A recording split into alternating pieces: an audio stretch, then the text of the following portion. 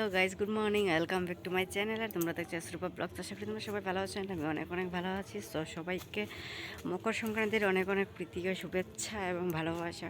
সবাই ভালো থাকো, আমিও অনেক ভালোই আছি।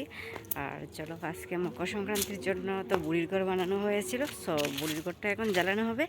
সো এটা হলো বুড়ির ঘর।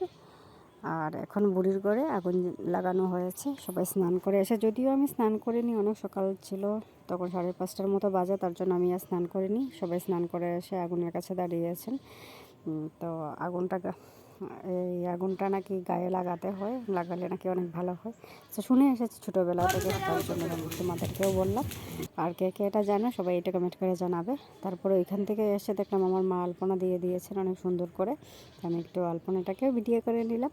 আর এদিকে দেওয়া হয়েছিল কীর্তন আসবে। আমাদের গ্রামের মধ্যে একটা কীর্তন হয়। কার কার গ্রামে এরকম কীর্তন হয় সবাই এটা কমেন্ট করে জানাবে। আর তোমরা দেখতেই পাচ্ছ অনেক কিছু দেওয়া হয়েছিল কীর্তনের জন্য। তারপর এখানে এসে গিয়েছিল কীর্তন। তারপরের দিকে এই যে দেখতে পাচ্ছ একজন একজন করে আসছিল। অনেকজনই মানুষ এসেছিল কীর্তনে। আমাদের গ্রামের প্রত্যেক ঘর থেকে একজন করে আসেন। সো এখানে কীর্তন হচ্ছিল। আর এদিকে প্রায় কীর্তনটাকে, মানে কীর্তনের যে গানটা করা হয়েছিল ওইটাকে ধামাইলের মতো করা হয়েছে। বেশ ভালো লেগেছিলো, খুব মজা হয়েছে। বাসাতে এত এত মানে মজা হয়, ছোটোবেলা থেকে এরকম দেখে এসেছি, অনেক অনেক ভালো লাগছিলো। আর আমাদের চিপসগুলো যে দেওয়া হয়েছিল ওগুলো দেওয়া হয়েছে। তারপরে দিকে কমলা মলাগুলো সব কিছু দেওয়া হয়েছে। সো আজকের ভিডিওটা সবার কেমন লাগলো সবাই এটা কমেন্ট করে জানাবে। Tata guys.